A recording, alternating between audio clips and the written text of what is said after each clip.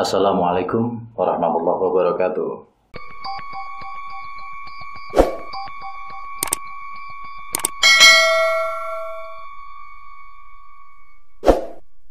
Selamat datang kembali di channel Ngulik Horor, di mana channel ini akan tumbuh menjadi lebih baik jika kalian support dengan baik channel ini. Maka saya ingatkan, bagi yang baru datang silahkan klik tombol subscribe-nya dan juga tinggalkan komen positifnya. Semoga sahabat Ngulik Horor semuanya diberikan kemudahan dan kelancaran dalam menjalani kehidupan ini. Pada kesempatan video kali ini, Ngulik Horor akan menceritakan sebuah kisah yang berjudul Lukisan Berlumur Darah, di mana cerita ini ditulis oleh Devi Nita Lestari, dan juga nama penulis dan linknya sudah saya sertakan di dalam kolom deskripsi video ini. Tidak berlama-lama, kita masuk ke pokok ceritanya bersama saya Edward dan juga Ngulik Horor. Kejadian ini telah dimulai oleh Pak D dan Budeku sejak tahun 1988. Malam itu Pak D Agus dan Bude Hana gak sengaja melihat ada sebuah rumah kosong yang penuh dengan lukisan dan barang antik. Mereka berdua sangat penasaran, makanya mereka mencoba masuk ke rumah kosong tersebut. Kebetulan, salah satu dari lukisan tersebut adalah peninggalan dari Wina Cina yang mati karena dianiaya oleh salah satu pasukan Belanda yang ingin merampok harta milik mereka. Ketika Pak De Agus dan Bude Hana menelusuri, melihat lukisan dan barang antik, ada salah satu lukisan yang membuat Bude Hana tertarik dan ingin membawa ke rumahnya. "Sayang, ini ada lukisan wanita cantik," ucap Hana. "Jangan disentuh, itu lukisan orang, bukan punya kita," ucap Agus. "Tapi lukisan ini bagus sayang, aku suka. Gimana kalau kita bawa pulang? Kayaknya bagus kalau kita pajang di dinding rumah," ucap Hana. "Enggak sayang, enggak setuju kalau kamu ingin membawa lukisan itu," ucap Agus. "Kenapa sih? Yang kan bagus tuh lukisannya," ucap Hana. Ya udah terserah. Tapi kalau terjadi sama lukisan itu, aku nggak ikut-ikutan loh," ucap Agus memperingati Hana. "Oke sayang, siap," ucap Hana. "Ya udah, ayo kita pulang. Ini udah terlalu larut malam. Kita di sini takutnya nanti kita dikira mau mencuri barang-barang dan lukisan di sini," ucap Agus. "Ya udah, ayo," ucap Hana sembari membawa lukisan cantik tersebut. "Sayang, lukisan ini mau ditaruh dipajang di mana ya? Di ruang tamu atau di kamar?" tanya Hana. "Terserah kamu sayang, yang penting aman, tidak ada orang yang tahu. Lihat lukisan ini kita ngambilnya, gak izin loh," ucap Agus. "Iya sih yang, lebih baik lukisan ini ditaruh dipajang di kamar kita ya. Kayaknya bagus dah," ucap Hana. "Aku makasih banget sayang sama kamu," ucap Hana. Dan lukisan wanita tersebut akhirnya dipajang di kamar mereka. Keesokan harinya, Pak De Agus berpamitan kepada Bude Hana karena mau berangkat bekerja. "Sayang, aku berangkat kerja dulu ya," ucap Pak De Agus. "Iya sayang, hati-hati ya di jalan." "Iya." Kemudian Pak De Agus pun pergi meninggalkan Bude Hana menggunakan motor bututnya, dan Bude Hana pun kembali masuk ke dalam rumah. "Duh, kamar kok berantakan banget sih selimutnya, ya ampun, sampai masuk ke kolong," ucap Hana.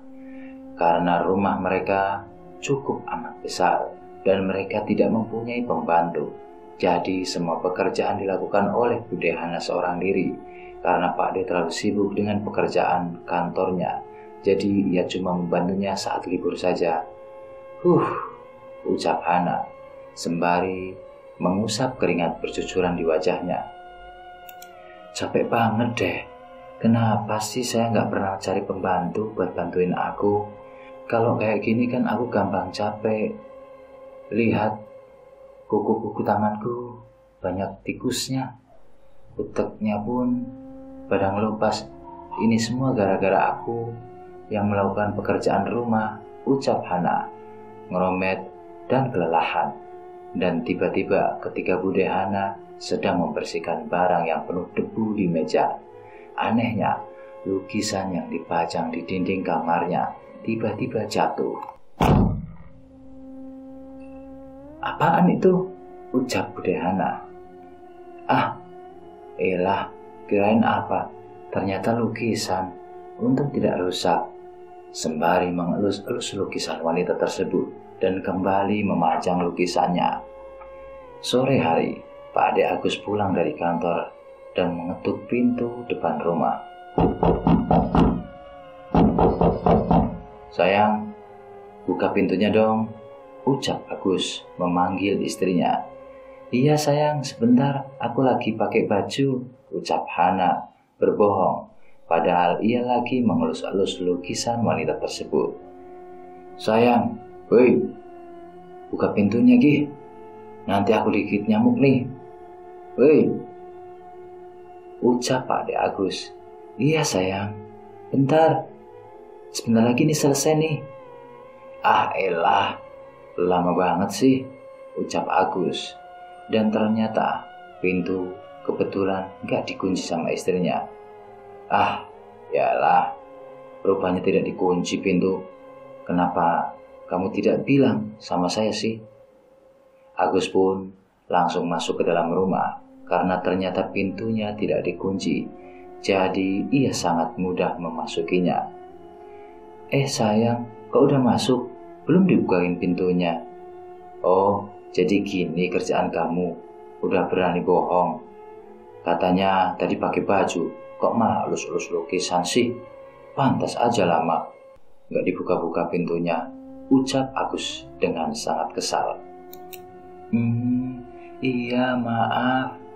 Tadi pas aku lagi beres-beres tiba-tiba lukisan ini jatuh. Makanya tadi aku elus-elus takutnya ada yang rusak. Kan sayang lukisan ini sampai rusak." Yaudah lupakan, aku juga mau mandi. Kamu udah siapin air hangat belum buat aku mandi?" "Udah sayang, kamu tinggal mandi aja kok," ucap Hana. "Sayang, kamu makan yang banyak ya, biar cepet gendut kayak aku," ucap Hana kepada suaminya. "Nih, aku juga makan banyak sayang," ucap Agus. Dan lagi-lagi, ketika Agus dan Hana sedang asik menikmati makan malam, tiba-tiba saja lukisan wanita tersebut jatuh lagi. "Apaan itu?" ucap Agus dengan kaget. "Paling itu tikus yang lagi berantem sama kucing," ucap Hana. "Enggak sayang, mana mungkin. Itu suara tikus sama kucingnya itu kayak suara benda jatuh." "Masa sih? Ayo kita coba lihat." "Ya udah, ayo." Mereka pun bergegas mencari suara benda jatuh tersebut. Dan ternyata suara tersebut berasal dari kamarnya sendiri, yaitu berasal dari lukisan wanita yang kembali jatuh di kamarnya. "Yang apa yang jatuh?" tanya Hana di belakang Agus. "Itu lukisan. Sudah keluar ngapain masih ngumpet di belakangku?" Agus kembali berbicara. "Bener sayang, tadi yang jatuh lukisan bukan tokek," ucap Hana yang terus ngumpet di belakang Agus. "Iya sayang, makanya keluar, jangan ngumpet di belakangku terus. Tuh, lihat," ucap Agus memberitahu Hana. "Ah iya, betul, itu lukisan yang jatuh, kirain tokek. Kamu tahu sendiri kalau aku takut sama tokek." Akhirnya mereka pun kembali bercanda ria. Dan tiba-tiba ada bunyi jam dinding yang menunjukkan sudah jam 12 malam. Hana pun masih belum juga tidur sambil memeluk lukisan itu. "Lukisan ini cantik banget deh. Andai ini aku, pasti cantik seperti wanita ini," ucap Hana yang ngomong sendirian. Dan karena Hana juga belum tidur, akhirnya Agus pun terbangun. dari tidurnya. "Yang, kok kamu belum tidur juga sih?" ucap Agus sembari mengucek-ucek matanya. "Nantilah sayang, aku belum ngantuk," ucap Hana sembari terus mengelus-elus wajah wanita yang ada di lukisan tersebut. "Ayo tidurlah, ini udah malam. Kamu lagi ngapa sih? Jangan bilang kamu masih mengelus-elus lukisan wanita itu," ucap Agus kesal.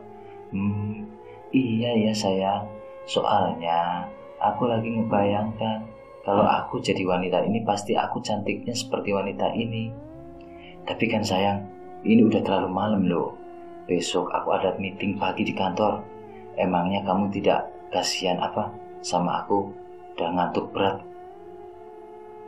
Ilah sayang, bawel banget sih. "Udah sana kamu tidur duluan aja. Nanti aku nyusul," ucap Hana kepada Agus.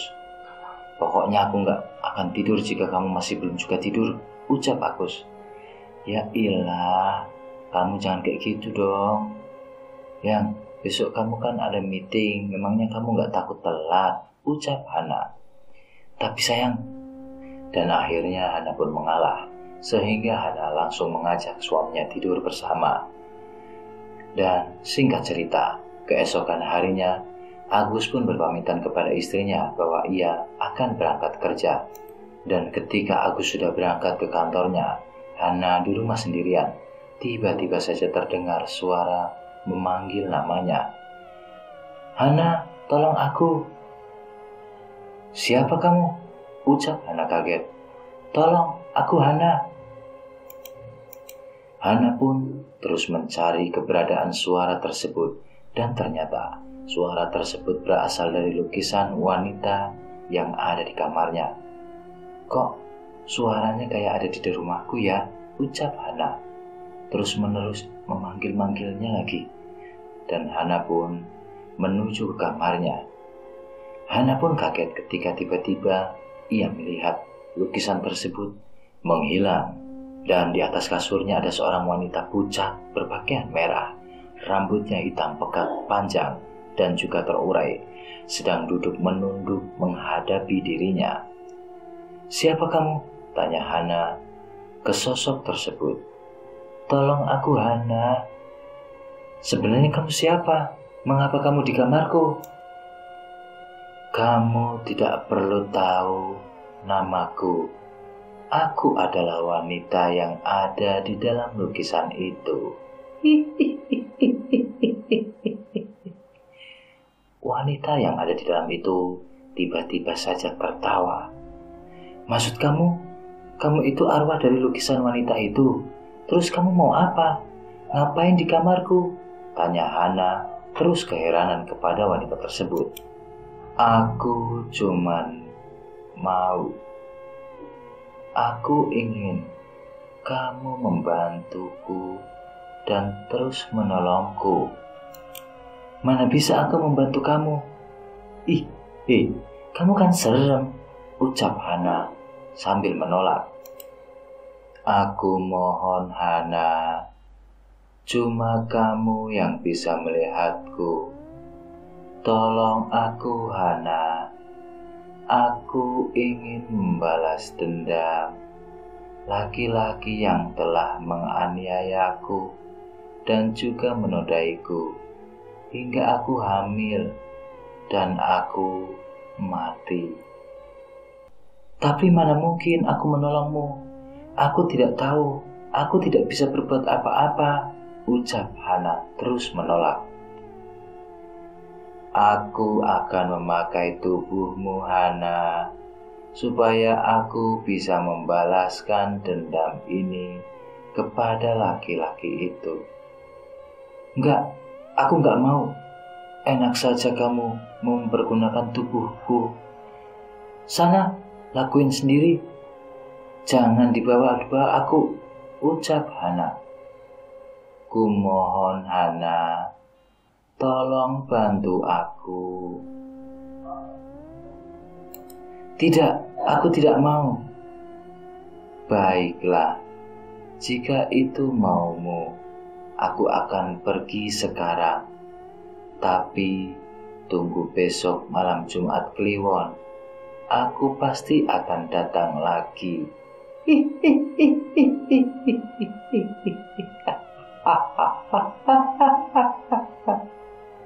Dan wanita itu pun pergi dari kamar Hana dan kembali menjadi lukisan yang menempel pada dinding kamar Hana. Kayaknya aku harus ngasih tahu sama suamiku nih. Kalau tidak, masalah ini jadi berabe nih, ucap Hana khawatir. Hana pun segera menelpon suaminya untuk segera pulang dari kantornya. Halo, Assalamualaikum. Sayang, cepat pulang, ucap Hana menyuruh suaminya untuk segera pulang. Tunggu. Kamu kenapa sayang? Kok tumben nyuruh aku pulang? Cepat. Masih siang, ucap Agus heran. Enggak sayang, pokoknya nanti jangan sampai sore pulangnya ya. Ada hal yang mau aku ceritain tentang lukisan itu, ucap Hana kepada suaminya. Memangnya kenapa lukisan tersebut sayang? Kan semalam baik-baik saja, ucap Agus keanehan. Udah, yang penting kamu pulang dulu, nanti aku ceritain, ucap Hana. Iya nih, aku mau siap-siap dulu mau pulang, ucap Agus kepada Hana. Jam sudah menunjukkan pukul 3 siang. Yang, tadi kamu mau cerita apa sih? Kok buat aku jadi penasaran gitu, ucap Agus. Iya, tadi pas aku lagi beres-beres, tiba-tiba ada suara wanita memanggil namaku. Ia memakai pakaian merah, mukanya pucat, rambutnya hitam pekat, panjang, lalu terurai, sedang duduk di kasur, dan dia ingin aku membantunya, ucap Hana kepada suaminya. Kok bisa begitu? Berarti itu kuntilanak berbaju merah dong, ucap aku sambil tertawa. Serius sayang, aku gak bohong. Dan anehnya lagi, katanya dia wanita yang ada di lukisan. Dan ketika aku menengok, lukisan itu tiba-tiba hilang. Alah, gak mungkin. Kamu pasti bohong. Kamu ngarang cerita ya. Mana mungkin lukisan tiba-tiba hilang dan wanita yang ada di lukisan hidup lagi, jadi kuntilanak lagi. Mana mungkin. Itu pasti gara-gara kamu semalaman memikirkan lukisan itu. Kan kamu kayaknya ingin seperti wanita itu, iya kan? Ayo ngaku. Agus tidak percaya, malah dibikin bercanda sama Agus. Tuh kan sayang, gitu kebiasaan deh. Aku kan serius, bukan bercanda, kembali ucap Hana kepada Agus. Udah dong cantik, gitu aja kok ngambek sih, ucap Agus sembari mencium kening istrinya itu. Nah gitu dong, senyum, kan cantik melebihi kuntilanak itu, ucap Agus memuji istrinya. Ah sayang, bisa aja sih, ucap Hana tersipu malu. Tapi sayang percaya kan tadi yang aku ceritakan, ucap Hana. Iya sayang, aku percaya kok. Apa sih yang enggak buat kamu, ucap Agus. Ih sayang, aku serius, jangan bercanda deh. Iya, enggak lah. Masa aku bercanda, malah aku serius dan juga duarius. Singkat cerita, ketika mereka sedang berbincang-bincang, gak terasa jam sudah menunjukkan pukul 5 sore. Hana pun memutuskan untuk mandi terlebih dahulu, karena sejak suaminya pulang, ia asik ngobrol dengan suaminya. Oh iya, yang ini udah jam 5 sore, nanti keburu maghrib, aku mandi dulu ya. Dan beberapa waktu kemudian, Hana dan juga Agus melaksanakan sholat maghrib. Mereka pun kemudian berdoa bersama agar keluarga kecilnya tidak lagi diganggu oleh kuntilanak itu. Ya Allah, berikanlah cahaya terang untuk wanita itu dan hapuskanlah amarah dendamnya kepada laki-laki yang telah menyakitinya. Berikanlah ia tempat yang layak seperti surgamu. Begitulah doa yang mereka panjatkan untuk wanita yang ada di dalam lukisan tersebut. Dan ketika tiba-tiba Hana sudah selesai berdoa, ia langsung menuju ke tempat tidurnya karena perutnya sakit. Ia mendengar lagi suara itu kencang sekali. Suara itu terus-menerus memanggil namanya. Dan ternyata malam ini adalah malam Jumat Kliwon. Wanita itu pun kembali muncul keluar dari lukisan tersebut. Hana, kini aku datang lagi. Aku ingin memakai tubuhmu sekarang juga. Enggak, aku enggak bakal izinkan kamu memakai tubuhku untuk melukai orang lain. Enggak akan pernah aku izinkan. Ingat itu, ucap Hana.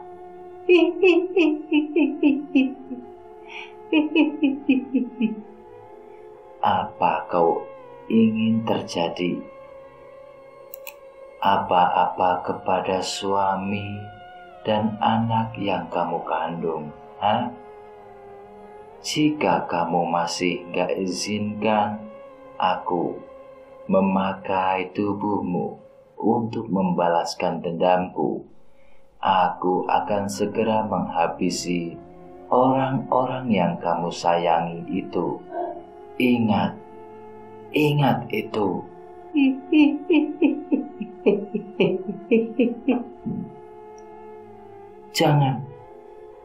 Jangan, aku mohon, jangan kamu sampai melukai orang-orang yang aku sayangi, ucap Hana sambil menangis. Sayang, tolong aku sayang, ucap Hana kepada suaminya yang saat itu masih di dalam tempat sholat. Agus pun segera menemui istrinya dan tiba-tiba wanita yang ada di lukisan itu merasuki istrinya dan Hana berteriak histeris menyebut nama Tony. Agus pun terus memegang istrinya karena ia takut terjadi apa-apa kepada istrinya. Tony, sekarang waktunya aku akan membunuh kau dengan tubuh ini. Aku jadi gampang mencabik-cabik dirimu.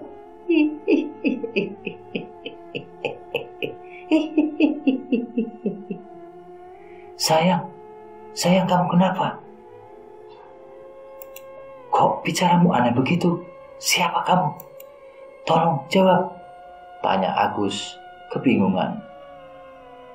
Lepasin aku biarkan istrimu membantuku, Gus. Siapa kamu yang merasuki istriku? Cepat keluar. Jangan kau sakitin istriku. Kasihan, dia sedang mengandung anakku, ucap Agus. Bersikeras meminta Kunti itu untuk cepat keluar dari dalam tubuh istrinya. Suasana pun mencengkam dan akhirnya Agus memberanikan diri untuk pergi menemui Pak Ustadz yang kebetulan rumahnya dekat dengan rumah Agus. Pak, permisi, ucap Agus memanggil Ustadz tersebut. Iya nak, ada apa Gus? Ucap Pak Ustadz heran. Ayo Pak ke rumah, aku sekarang tolong istri saya. Ia dirasuki sama wanita di dalam lukisan, ucap Agus mengajak sang Ustadz ke rumahnya. Ya udah, ayo, ucap sang Ustadz. Mereka pun bergegas pergi dan sampai di rumah Agus. Agus pun kembali memegang istrinya yang terus histeris. Lepaskan dia Gus, biarkan istrimu dibawa dulu, ucap Pak Ustadz kepada Agus. Tapi Pak, istri saya kan sedang hamil. Aku takut terjadi apa-apa kepadanya, ucap Agus kepada Pak Ustadz. Lepaskan aku. Kalau tidak, kamu melepaskanku. Aku tidak akan segan-segan melukai istrimu dan anak yang ada di perut istrimu. Baiklah, aku akan melepaskanmu. Tapi tolong, jangan kau sampai melukai istri dan anakku, ucap Agus memohon kepada Kunti tersebut. Pak Ustadz, tolong sembuhkan istri saya Pak Ustadz, ucap Agus kepada Pak Ustadz. Tenang saja Gus, aku sudah mengatur rencana. Biarkan dia pergi dulu membawa tubuh istrimu itu, ucap Pak Ustadz. Iya Pak, tapi aku khawatir dengan istri saya dan anak yang ada di kandungannya. Kita berdoa saja, semoga istri dan juga jabang bayi dalam kandungan sehat dan juga baik-baik saja, ucap Pak Ustadz tersebut, dan Agus pun menjawab, amin. Mereka pun melepaskan kuntilanak tersebut yang membawa tubuh Hana untuk membalas dendam. Kuntilanak tersebut menyamar menjadi Hana. Kebetulan Hana orangnya ramah dan lemah lembut. Jadi kuntilanak tersebut menyamar seperti Hana. Singkat cerita, Hana pun mengetok-ngetok pintu rumah Tony.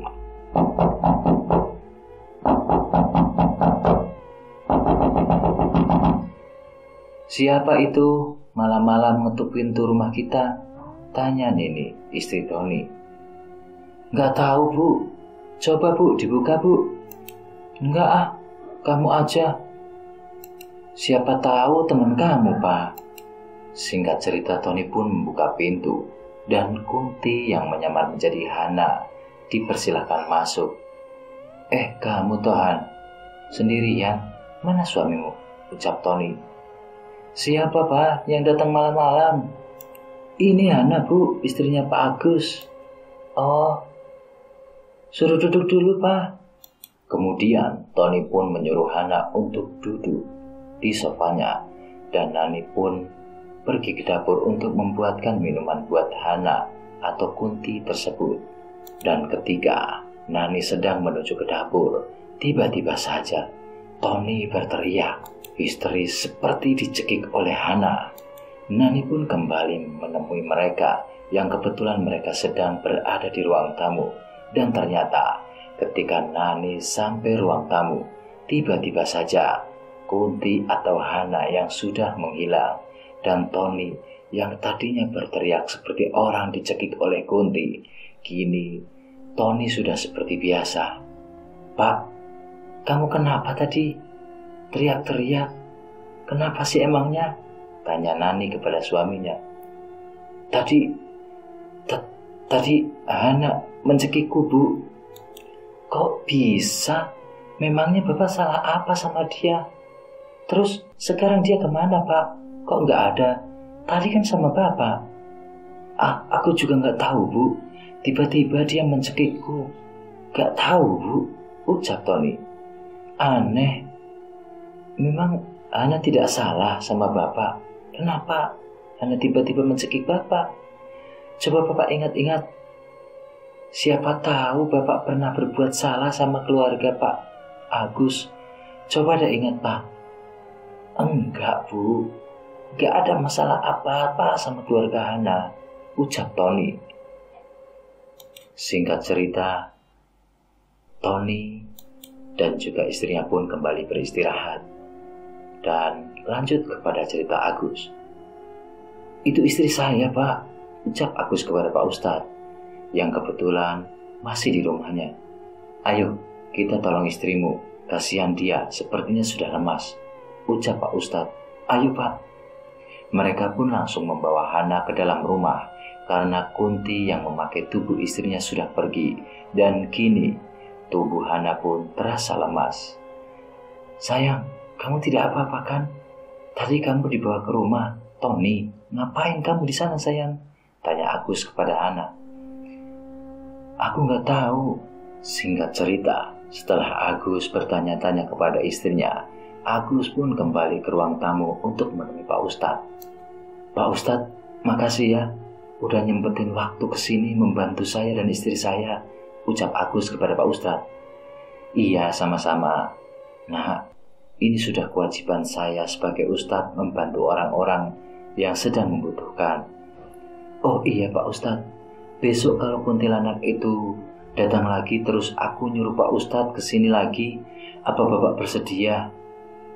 Ucap Agus kepada Pak Ustadz. Insya Allah saya bisa Nak. Oh iya, gimana dengan istrimu? Apakah sudah mendingan Nak? Tanya Pak Ustadz. Udah agak mendingan, Pak. Sekarang udah saya suruh untuk tidur, Pak. Singkat cerita, sang ustadz pun kembali berpamitan untuk pulang ke rumah, dan Agus kembali ke kamarnya menemui istrinya yang sedang tertidur. Dan istri Agus pun meminta agar Agus supaya libur dulu untuk tidak berangkat bekerja. Akhirnya Agus pun menuruti permintaan istrinya itu untuk tidak bekerja pada hari esok. Singkat cerita, keesokan harinya, Tony dan juga istrinya pun menemui Agus dan juga Hana di rumahnya. Dikarenakan istri dari Tony tidak terima kalau Hana pernah mencoba ingin membunuh Tony. "Agus, Hana, kalian keluarlah. Kita mau bicara sama kalian," ucap Nani, istrinya Tony, memanggil Hana dan juga Agus. "Sudahlah, Bu. Bapak kan tidak apa-apa. Mending kita pulang aja yuk," ucap Tony mengurungkan niatnya. "Enggak, Pak. Pokoknya kita harus minta penjelasan tentang kejadian semalam." "Maksudnya apa coba? Hana tiba-tiba mau mencekik Bapak. Kalau enggak ada sebabnya, mana mungkin?" ucap Nani kepada suaminya karena tidak terima perlakuan Hana malam itu. Singkat cerita, Agus pun keluar menemui Tony sama Nani. "Ada apa, Pak? Pagi-pagi kalian udah panggil-panggil saya dan juga istri saya?" tanya Agus kepada Pak Tony dan juga istrinya. "Mana istri kamu?" ucap Nani menyerobot masuk ke dalam rumah. Tunggu. Sebenarnya kalian itu siapa? Kalian mau apa?" tanya Agus kebingungan. "Udah deh, kamu jangan ikut campur. Ini urusan kita sama-sama istri kamu," ucap Nani terus ingin nyerobot masuk ke dalam rumah Agus. Enak saja kalian beraninya nyerobot masuk ke dalam rumah. Jawab dulu pertanyaanku. Kalian ini siapa? Ada perlu apa sama istriku? Kayak ada hal yang penting saja," tanya Agus masih kebingungan. "Kita cuma ingin meminta penjelasan sama istri kamu. Kenapa tadi malam ke rumah kita beraninya mencekik suamiku?" ucap Nani dengan nada yang sangat lantang. "Sudahlah, Bu, ayo kita pulang aja," ucap Tony kepada istrinya. Diam aja kamu," ucap Nani membentak suaminya. Tunggu. Saya nggak maksud dengan apa yang kalian bicarakan. Sebenarnya kalian ini mau apa? Mengapa nekat banget ingin menemui istriku?" ucap Agus masih keheranan. "Begini Gus, mending istrimu suruh keluar deh, biar jelas maksud dia tadi malam apa mencekik suamiku," ucap Nani semakin yakin dengan omongannya. Kenapa kalian ribut?" ucap Hana sembari keluar dari dalam rumahnya. "Nggak tahu nih, tiba-tiba mereka datang terus katanya dia ada urusan dengan kamu. Sebenarnya ada apa sih ya?" tanya Agus yang masih keheranan. Perdebatan antara mereka pun terus berlanjut hingga akhirnya Agus pun menjelaskan kejadian malam itu kepada Ibu Nani dan suaminya. "Gini Bu, sebelumnya kita minta maaf tentang kejadian semalam. Yang datang ke rumah kalian itu mungkin istri saya, tapi yang ada di tubuh istri saya itu wanita yang ada di dalam lukisan itu. Kebetulan semalam istri saya kerasukan wanita kuntilanak dan beberapa kali menyebut nama Pak Tony. Yang menjadi pertanyaan saya adalah mengapa wanita ini, kuntilanak itu, ingin sekali membunuh suami ibu. Apakah mungkin dulu suami ibu pernah ada sangkut pautnya dengan wanita kunti itu?" tanya Agus kepada keluarga Tony. "Iya Bu, benar. Apa yang dikatakan suami saya semalam itu memang tubuhku. Tapi yang mencekik suami ibu itu bukan aku," ucap Hana menjelaskan kembali ucapan suaminya tersebut. "Aduh, kok jadi runyam begini sih? Pak, apa yang dikatakan mereka itu benar gak? Coba Bapak jujur sama aku dan mereka. Sebenarnya wanita kunti yang di lukisan itu siapa? Kok bisa-bisanya mempunyai dendam ingin membunuh Bapak. Jawab, Pak, tanya Nani, istrinya Tony. Begini, Pak, Bu, Pak Agus, Bu Hana. Sebelumnya, kita minta maaf tentang kesalahpahaman istri saya. Dulu sebelum aku menikah dengan istriku yang sekarang, dulunya kan saya salah satu pasukan Belanda. Dan dulu kebetulan aku ditugaskan untuk mengelilingi perkampungan yang amat kecil. Dan disitulah pertama kali saya bertemu dengan wanita cantik yang namanya Siang Naomi. Dia tinggal bersama satu anak dan karena dia seorang janda dan aku masih berjaga pada saat itu, kita berdua saling mencintai dan kita melakukan hubungan hingga dia hamil dan aku berjanji kepadanya bahwa aku ingin menikahinya. Dan di saat aku sudah berjanji kepadanya, bosku memanggilku dan menyuruhku untuk pindah tempat karena saya takut ninggalin jejak, maka aku terpaksa menganiaya mereka berdua hingga mati, ucap Tony yang menjelaskan kepada mereka semua. Oh, jadi begitu. Itu semua awal mulanya salah kamu, Pak. Pantas saja kamu dicekik, ucap Nani, istri dari Tony. Terus kenapa lukisan itu kok bisa sama kalian? Tanya Nani, istri dari Tony. Begini, Bu, ceritanya. Jadi waktu itu saya dan istri saya nggak sengaja lewat rumah kosong. Dan kebetulan kita berdua penasaran. Ya, kita masuk dan ternyata di dalamnya itu banyak barang antik dan lukisan-lukisan yang termasuk lukisan wanita itu. Nah, istriku entah kenapa ia tertarik dengan lukisan wanita itu dan dia ingin membawanya ke rumah. Padahal saya sendiri sudah melarangnya, memperingatkan istri saya agar jangan mengambil apapun, termasuk lukisan yang ia ambil sekarang. Tetap saja dia ingin membawanya, ucap Agus yang menjelaskan secara singkat. Hehehe, maafin aku ya, ini semua salahku. Gara-gara aku, kalian jadi kena sasaran. Maafin aku ya Pak Tony, Bu Nani, ucap Hana sembari menjabatkan tangannya. Oh, jadi kalian telah mencuri lukisan wanita itu yang ada di rumah kosong. Mau saya laporin ke polisi, ucap Nani terus terang. Jangan, Bu, kasihan mereka, ucap Tony mencegah istrinya. Kok gitu sih, Pak? Kan jelas mereka telah mengambil lukisan tanpa izin yang punya, ucap Nani. Iya, Bu, aku tahu, tapi sudahlah, biarin kita nggak usah ikut campur, mending kita pulang aja yuk. Nih, udah siang, ucap Tony mengingatkan istrinya. Tapi kan, Pak, ucap Nani. Sudah, ayo Bu, kita pulang. Ya udah, kita pamit pulang dulu ya, Bu Hana. Assalamualaikum. Waalaikumsalam. Yaudah yuk, kita masuk Bu, ucap Agus kepada istrinya. Tony dan Nani akhirnya pulang ke rumahnya dan Agus dan juga Hana kembali masuk ke rumah. Pak, kenapa sih tadi kita laporin aja mereka ke polisi? Biar mereka dipenjara sekalian, ucap Nani.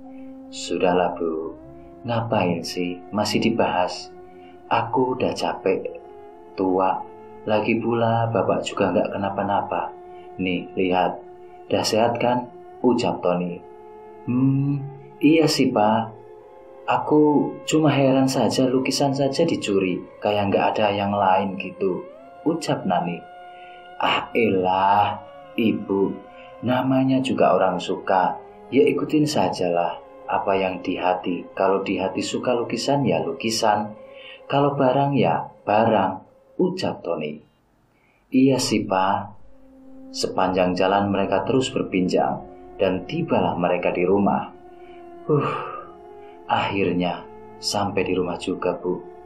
Iya Pak. Bu, bikinin aku kopi dong, ucap Tony. Yaudah, tungguin ya. Aduh, ucap Hana. Kenapa sayang? Tanya Agus. Perutku sakit yang, ucap Hana. Kamu kerasa apanya sayang?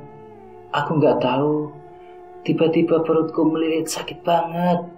Ya udah, yuk kita ke rumah sakit yuk. Takutnya bayi di kandungan kita kenapa-napa, ucap Agus dengan cemasnya. Mereka pun kemudian pergi segera ke rumah sakit. Karena perut Hana usianya sudah memasuki 9 bulan. Hana yang tadinya tidak merasa perutnya sakit, kini merasakan sakit yang bertubi-tubi. Dan Agus memutuskan untuk membawanya ke rumah sakit lebih cepat. Akhirnya mereka berdua pun sampai di rumah sakit. Suster, tolong istri saya mau melahirkan, ucap Agus. Iya Pak, Bapak tunggu aja di sini ya. Enggak Sus, suami saya harus ikut ke dalam. Baik Bu. Lalu kemudian suster pun memanggil dokter untuk memeriksa keadaannya.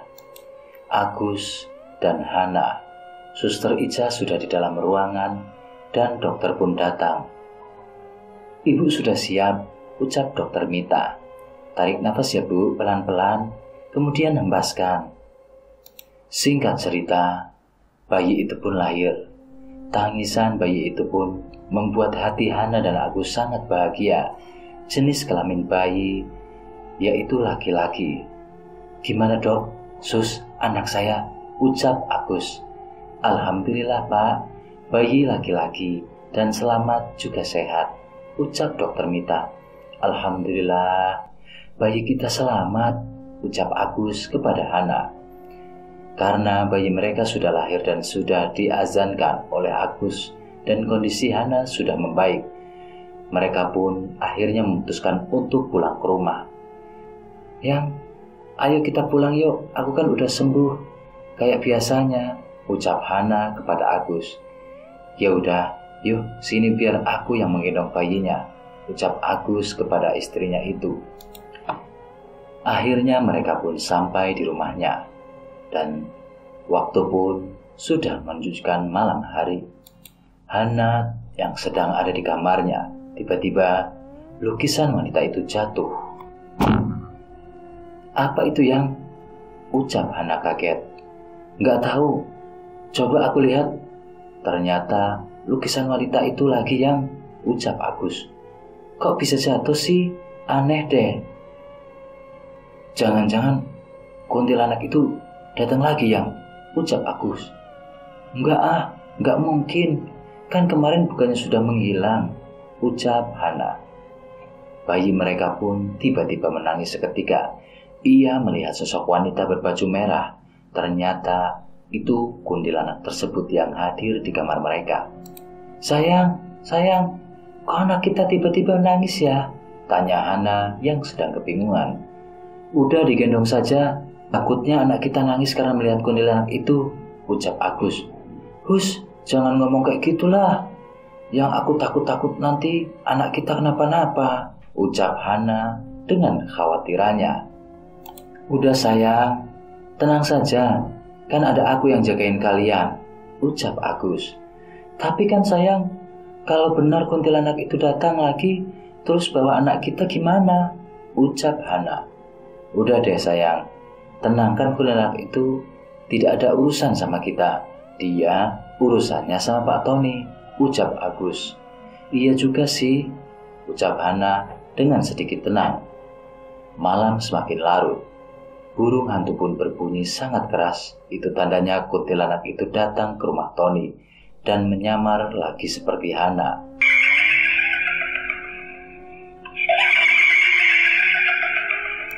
Tawa kuntilanak itu menggelegar. Suara apa itu Bu? Ucap Tony yang sedang duduk di sofa sembari meminum kopi. Mana Pak? Perasaan gak ada suara apa-apa. Aku cuma mendengar suara burung hantu doang kok. Masa sih Bu? Masa Ibu gak denger sih suara ketawa-tawa gitu? Ucap Tony yang keheranan. Halah, Bapak jangan ngaco deh. Jangan nakut-nakutin. Orang jelas-jelas cuma dengar suara burung hantu kok. Suara burung hantu sih udah biasa tiap malam. Iya kan Pak? Ucap Nani dengan sedikit rasa takutnya. Bener Bu, aku gak ngaco. Orang bener itu kayak suara orang ketawa kok. Kayak malam biasanya, ucap Tony keheranan. Masa sih Pak? Aku sama sekali tidak mendengar suara orang ketawa. Yang aku dengar cuma suara burung hantu. Itu mah seperti malam biasanya, Pak. Swear, ucap Nani. Kembali menjelaskan kepada Tony. Serah ibulah. Kalau nggak percaya sama bapak mah, mau keluar, mau ngecek sebentar suara orang yang ketawa itu. Apa cuman halusinasiku saja? Pak, aku ikut ya, ucap Nani. Ibu di sini aja, orang bentar kok. Ya, Papa. Tony pun keluar rumah, mengecek suara orang ketawa tersebut, dan ternyata suara itu adalah suara kuntilanak tersebut yang kembali menyamar menjadi Hana. Ah, ilah, ternyata kamu, Han. Kamu tawa sama siapa, Han? Tanya Tony. Kuntilanak itu yang menyamar sebagai Hana itu pun diam dan langsung masuk ke dalam rumah Tony. Tunggu, kamu belum jawab pertanyaan saya. Kamu mau apa malam-malam kesini? Tanya Tony dengan sedikit canggung. Kemudian keluarlah si Nani yang mendengar suaminya ngoceh di luar sendiri. Suamiku lagi ngomong sama siapa ya? Ucap Nani. Siapa sih, Pak, malam-malam ke rumah kita? Oh, Hana, mau ngapain lagi kamu kesini, Han? Tanya Nani. Kunti yang menyamar menjadi Hana pun terus diam dan menunduk. Jawab, Han, kok diem aja kamu? Bisu ya? Ucap Nani. Hus, jangan gitu, Bu. Kita pelan-pelan aja. Tanya jangan kayak gitu. Ucap Tony mengingatkan istrinya. Alah, Bapak, orang cantik saja gak mau jawab kamu sok lembut. Coba kalau ibu, pasti udah dimarahin, ucap Nani sembari kesal. Kuntilanak itu ataupun Hana jawab, tapi dia minta pertanggungjawaban Tony. Mana janjimu? Janji apa? Kamu sama Hana jangan-jangan kamu main di belakang ya sama istri Agus? Jawab, Pak, tanya Nani. Enggak, Bu, aku juga enggak ngerti apa yang dikatakan Hana ini, ucap Tony. Kamu harus mempertanggungjawabkan apa yang telah kamu perbuat. Tuh kan, Pak, udah deh, ngaku aja kamu main busuk ya di belakangku, ucap Nani. Enggak, Bu, sumpah, aku juga masih enggak ngerti, ucap Tony, kembali mengingatkan istrinya.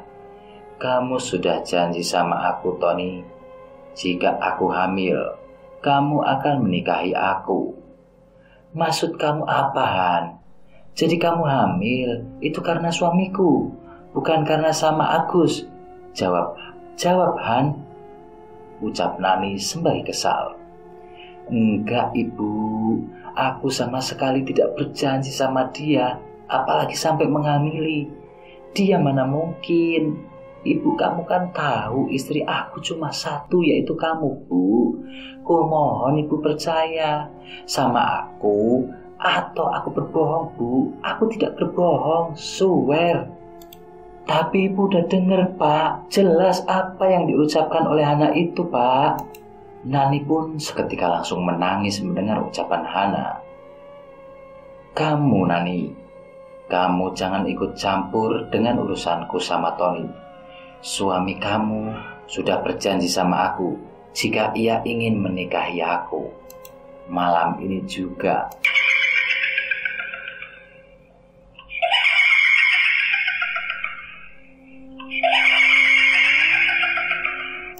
Hana pun tertawa dan berulah menjadi wujud asli kuntilanak.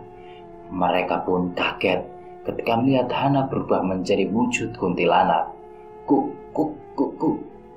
Kuntilanak yang kemarin ingin membunuhku kan? Tanya Tony semakin terkejut. Kok Hana jadi kuntilanak sih? Tanya Nani. Kalian ini memang bodoh dari tadi. Yang ngomong sama kalian itu aku, bukan Hana. Sebenarnya kamu datang ke sini mau apa, Arum? Tanya Tony. Aku datang ke sini cuma ingin menagih janjimu. Janjimu yang dulu, Tony.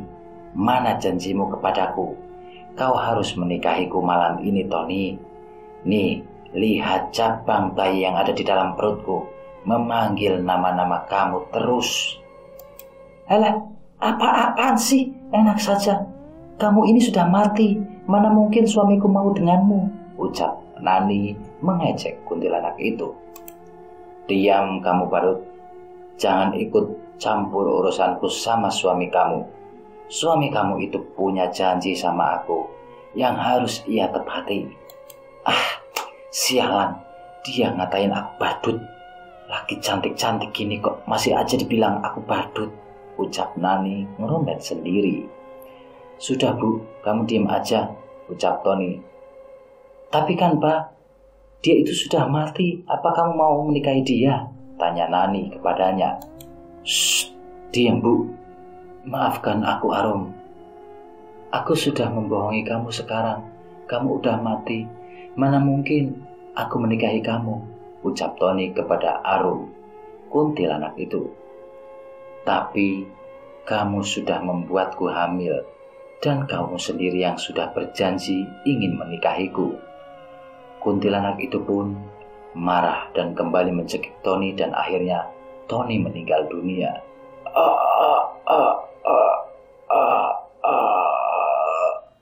Bapak, jangan tinggalin aku, Pak. Sayang, itu ada apaan ya? Kok rame-rame? Tanya Agus yang mendengar suara rame, suara gaduh dari dalam rumahnya. Mana yang? Ucap Hana yang sedang diam menggendong anaknya. Itu yang. Sembari tangan Agus menunjuk ke arah rumah Tony. Hana dan anaknya pun keluar. Masa sih ya? Coba deh kamu tanya dari salah satu bapak-bapak itu, ucap Hana. Pak, tunggu Pak, itu rame-rame ada apa ya? Tanya Agus kepada bapak-bapak yang ada di depan rumahnya. Oh, itu mau ke rumah Pak Tony, Pak, ucap salah satu warga. Emangnya Pak Tony kenapa, Pak? Bapak nggak tahu apa? Semalam kan Bapak Tony dicekik sama wanita. Katanya sih wanita itu sosok kuntilanak yang ada di lukisan, ucap salah satu warga yang ditanya oleh Agus. Iya Pak, Bapak mau ikut ke sana nggak? Oh iya, nanti aku mau izin dulu sama istriku. Tunggu ya Pak, sebentar, ucap Agus, langsung meminta izin kepada istrinya. Kemudian warga itu pun kembali memanggil Pak Agus. Pak Agus, ayo, jadi ikut nggak? Ayo Pak, jadi ikut aku. Karena Agus yang ingin takziah ke rumah Pak Tony, Agus pun membatalkan untuk pergi ke kantor. Ia langsung menuju rumah Pak Tony bersama Bapak Onik, yaitu tetangganya yang barusan diajak ngobrol, yang kebetulan lewat di depan rumahnya. Istri Pak Tony pun masih saja menangis dan ia masih merasa tidak terima dengan kepergian suaminya. Salah satu tetangga yang mencoba ingin menenangkan Bu Nani, sebut saja Ibu Fatimah, istri dari Pak Ustadz tersebut. Ibu yang tabah ya, yang sabar, yang ikhlas, ucap Bu Fatimah. Iya Bu, makasih, ucap Bu Nani yang terus menangis. Datanglah Pak Agus yang ingin mengucapkan bela sungkawa, turut berduka cita atas meninggalnya Bapak Tony. Bu, saya dan keluarga turut berduka cita atas kepergian Pak Tony ya Bu. Semoga beliau diampuni segala dosanya dan diberikan tempat yang layak, yaitu di surganya Allah. Amin ya rabbal alamin, ucap Agus. Iya amin, makasih Pak Agus, kamu sudah mau datang ke sini. Maafin saya dan almarhum suami saya ya, karena kemarin sudah suudzon pada kamu sama istrimu, ucap Ibu Nani. Iya sama-sama Bu, gak apa-apa Bu, ucap Agus dengan singkat. Dan Pak Tony pun sudah dikuburkan. Pak Ustadz, makamnya almarhum Pak Tony nanti malam ada yang jaga gak ya? Ucap Plonco, salah satu tetangga yang gak tahu hari. Pak Plonco yang pintar dan baik, tidak sombong, ramah dengan warga. Nanti malam, baru malam Kamis Pak, bukan malam Jumat Kliwon, ucap Pak Ustadz kepada Pak Plonco. Oh iya ya, maafin saya Pak, saya nggak tahu hari. Akhirnya semua orang yang ada di pemakaman pun menyuraki Pak Blonjo. Kamu gimana sih, Cok? Masa hari aja nggak tahu? Akhirnya, semua warga pun kembali pulang ke rumah masing-masing. Banyak warga yang berkunjing kenapa dan ada apa. Tiba-tiba Pak Tony meninggal. Ada desas-desus yang menyatakan bahwa dirinya dicekik oleh kuntilanak. Agus pun pulang melewati pintu belakang rumahnya. Kemudian langsung mandi dan segera menemui istrinya. Hana pun bilang, "Pak, kamu mau ke kantor nggak? Mumpung masih jam 10 nih." "Iya, Ma, nanti aku mau sarapan dulu." Setelah Agus berangkat ke kantor, istrinya pun menidurkan anak kesayangannya itu agar tidur dengan nyenyak. Dan Hana pun bisa melanjutkan pekerjaannya di dalam rumah, yaitu mencuci piring kotor. Dan ketika Hana sedang mencuci piring, tiba-tiba saja anaknya menangis dengan kencang. Hana pun segera menghampiri anaknya itu. Ulu, sayangku, kamu kenapa? Kok udah bangun sih? Kamu pipis ya? Coba sini lihat popoknya. Kok nggak basah sih, Nak? Terus kenapa kamu nangis? Sembari menggendong anaknya, dan Hana bergumam di dalam hati. Aneh, kok anakku nangis sih? Padahal dia nggak kencing, popoknya juga kering. Aneh banget ya. Dan ketika Hana sedang menggendong anaknya dan menyusuinya yang menangis, dan jendela kamarnya yang dibuka tiba-tiba tertutup sendiri, padahal tidak ada angin sama sekali, Hana pun kaget dan kembali keheranan akan kejadian itu. Lalu tiba-tiba saja Hana tidak sengaja melihat pakaian yang dikenakan oleh sosok wanita yang ada di lukisan tersebut, yang kebetulan sedang berada di balik jendela membelakangi Hana tersebut. Dan Hana pun langsung memanggil sosok tersebut. Hei kamu Arum, aku udah tahu ini semua perbuatanmu. Ngapain coba kamu masih di sini? Ngapain kamu ganggu anakku? Kan urusan aku sama kamu udah selesai. Aku juga sudah pernah bantu kamu mencekik Pak Tony, walaupun gagal. Tapi aku tahu kamu kesana lagi dan menyamar sebagai aku. Coba jawab. Hana dengan tegas membentak kuntilanak itu. Kuntilanak itu hanya tertawa, lalu mengucapkan, urusanku emang sama Tony sudah selesai. Tapi bukan berarti aku langsung pergi dari sini. Asal kau tahu, rumah kedua dari tempat tinggalku.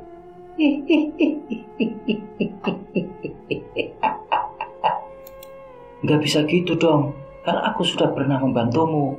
Terus kenapa kamu masih ingin menggangguku dan keluargaku? Kenapa Arum?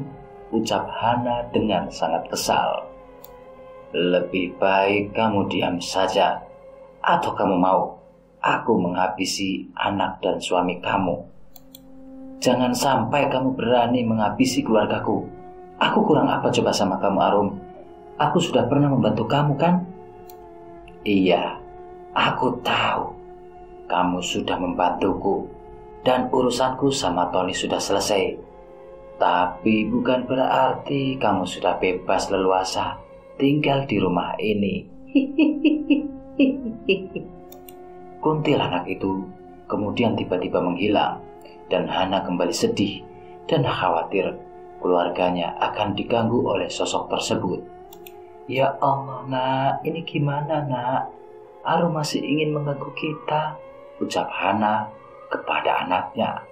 Anaknya yang masih bayi tersebut cuma menangis. Mendengarkan ibunya berbicara, anaknya terus menangis hingga jam sudah menunjukkan pukul jam 2 siang. Dan Hana pun kembali menelpon suaminya agar pulang cepat dan gak sampai gelap. Halo Yang, ucap Hana di telepon kepada suaminya. Iya sayang, kenapa kamu tumben jam segini telepon? Tanya Agus dengan heran. Begini Yang, kamu lebih baik sekarang cepat pulang deh. Ada hal yang ingin aku bicarakan, ucap Hana dengan khawatir. Tunggu, kamu itu kenapa sayang? Ada apa? Ada apa yang mengganggu dengan anak kita? Sosok Arum masih mengganggu. Iya. Udah deh, yang penting kamu sekarang pulang. Baiklah, aku pulang sekarang. Kamu tunggu ya, ucap Agus dan segera berberes untuk segera pulang. Sesampainya di rumah, mereka pun berdua masuk. Kemudian Agus berusaha menjelaskan kepada istrinya, aku kan udah bilang, kembalikan lukisan itu. Tapi kamu masih ngeyel. Ya sudah, nanti kalau memang kuntilanak itu kembali mengganggu anak kita, aku akan coba panggil Pak Ustadz untuk menyingkirkannya. Kemudian tidak terasa, obrolan mereka pun hingga menjelang azan asar tiba. Hana pun pergi ke kamar mandi memandikan anaknya sekalian dirinya. Singkat cerita, mereka pun sudah mandi dan sholat asar, dan Dedek Rehan sudah makan sore, dan Hana mengajak suaminya untuk menemani jalan-jalan sore. Dan mereka pun berjalan-jalan sore hari hingga tiba di depan rumah Bu Toni. Hana pun meminta izin kepada suaminya untuk mampir ke rumah Bu Toni. Dan singkat cerita, Assalamualaikum, ucap Hana dan Agus. Ibu Nani pun menjawabnya, Waalaikumsalam, tunggu sebentar ya, ucap Bu Nani dan membuka pintunya. Kalian, ayo masuk. Aduh, udah punya dede nih, ganteng banget sih anaknya, kayak ayahnya, ucap Bu Nani memuji anak Agus dan Hana. Singkat cerita mereka pun ngobrol hingga waktu menunjukkan sudah sore dan menjelang maghrib. Mereka berdua pun akhirnya pamit untuk segera pulang dan mereka berjalan menuju rumahnya. Tiba-tiba saja di tengah jalan, kuntilanak itu tertawa dengan sangat kerasnya. Ngapain kamu kesini? Tanya Agus kepada kuntilanak itu. Aku datang ke sini hanya ingin bilang sama istrimu kalau aku mengambil anaknya buat gantiin anakku yang hilang saat aku lahiran di dalam kubur. Kuntilanak itu tiba-tiba meminta anaknya Agus dan juga Hana untuk menggantikan anaknya yang lahir di dalam kubur. Kemudian dia tertawa dengan girangnya. Enak saja kamu mau mengambil anakku. Jangan mimpi kau bisa mengambil anakku, ucap Agus dengan sangat tegas. Sini berikan kepadaku anak kamu, Hana. Jika kamu gak ingin aku membunuh suami dan anakmu. Kuntilanak itu kembali mengancam Hana. Kemudian dia tertawa dengan sangat kerasnya. Gimana Yang? Aku gak mau kehilangan anak kita sama kamu Yang, ucap Hana sambil terus menangis. Jangan kau berikan anak kita kepada dia, ucap Agus. Tapi Yang, aku juga gak mau kehilangan anak kita dan kamu Yang, ucap Hana kembali menangis dan merengek kepada suaminya. Kuntilanak tersebut pun mencoba merebut anaknya Hana yang masih digendong oleh Hana. Anaknya pun menangis dengan sangat keras. Sini, berikan kepadaku sini. Oe, sini. Kuntilanak itu merebut dengan paksa anaknya Hana. Jangan kamu ambil anakku Harum. Sini, dia sekarang milikku Hana. Mereka berdua pun, antara Hana dan juga kuntilanak itu, berebut anaknya yang bernama Rehan. Dan tiba-tiba saja lewatlah seorang laki-laki. Laki-laki tersebut yang lewat. Tunggu, istri kamu kenapa Gus? Kok ngomong sendiri sambil kayak mau ngelempar Rehan? Emang anaknya kenapa? Tanya Onik. Istri saya lagi rebutan sama kuntilanak Pak. Dia mau mencoba mengambil anakku. Dari tadi aku bingung mau teriak, gak ada orang di sini. Untung ada Bapak. Apa Bapak mau tolong aku? Aku gak mau Pak kehilangan anakku Pak, ucap Agus kepada Oni. Sekarang aku lagi bingung Pak, gimana caranya menyingkirkan kuntilanak itu Pak. Bapak tunggu di sini, bantu istri Bapak. Cuma kalian bisa melihat kuntilanak itu. Biar aku yang minta bantuan kepada Pak Ustadz. Kebetulan tadi aku baru selesai sholat di masjid dan Pak Ustadz masih di sana, ucap Onik kepada Agus. Iya Pak, makasih banyak Pak. Singkat cerita, Onik pun bergegas menuju masjid dan memanggil Pak Ustadz. Setibanya di masjid, Onik menjelaskan dengan detail apa yang terjadi kepada Agus dan Hana kepada Bapak Ustadz. Kemudian Pak Ustadz dan Onik bersegera menuju lokasinya Agus. Sesampainya Pak Ustadz di tempatnya Agus langsung minta tolong kepada Pak Ustadz. Dengan merengek, Agus pun minta tolong kepada Pak Ustadz. "Kamu tenang saja Gus, saya pasti bisa menyingkirkan kuntilanak itu," ucap Pak Ustadz tersebut. Singkat cerita, terjadilah pertikaian antara kuntilanak tersebut dan juga Pak Ustadz, hingga anaknya Agus dan Hana terselamatkan. "Alhamdulillah Yang, anak kita selamat," ucap Agus dengan senangnya. "Alhamdulillah, syukur kau tidak apa-apa nak," ucap Hana kembali menggendong anaknya dan terus menciuminya. Kemudian Agus bertanya kembali kepada Pak Ustadz, "Gimana Pak, apakah sosok kuntilanak tersebut sudah benar-benar pergi Pak?" ucap Agus menanyakan kepada Pak Ustadz. "Sebaiknya kalian harus membakar lukisan yang ada di rumah kalian," ucap Pak Ustadz kepada Agus dan juga Hana. "Loh Pak, kenapa? Kan di rumah cuma lukisannya Pak." "Udah Yang, turutin aja kemauan Pak Ustadz. Hanya dengan cara itu, kuntilanak itu akan lenyap selama-lamanya, ikut terbakar oleh lukisan itu," jelas Pak Ustadz kepada Hana dan juga Agus. Kemudian, dengan segera, mereka semua pergi menuju rumah Agus dan membakar lukisan tersebut. Tiba-tiba saja terdengar teriakan minta tolong. "Panas! Panas! Panas! Panas! Tolong!" "Alhamdulillah Yang, sekarang kita bebas, gak ada lagi yang memisahkan kita dan anak kita," ucap Agus kepada istrinya. "Ya, alhamdulillah," ucap Hana turut bersyukur. Kemudian Hana dan juga Agus berterima kasih atas bantuan Pak Ustadz dan juga Onik yang telah memanggilkan Pak Ustadz di masjid. Pak Ustadz dan juga Onik pun pulang ke rumah masing-masing, dan Agus dan juga Hana dan Rehan, mereka berkumpul dengan bahagia di rumahnya sendiri. Cerita ini selesai sampai di sini, dan pesan yang bisa kita ambil dari cerita ini adalah jangan pernah kita mengambil resiko yang kita tidak pernah terbayangkan atau terfikirkan untuk mengatasinya. Dan juga jangan selamitan untuk tidak mengambil di rumah orang walaupun rumah tersebut sudah tidak berpenghuni, karena setidaknya, selayaknya dan semestinya kita manusia hidup berdampingan dengan alam lain. Terima kasih saya ucapkan kepada para sahabat ngulik horor yang sudah setia menemani channel ini.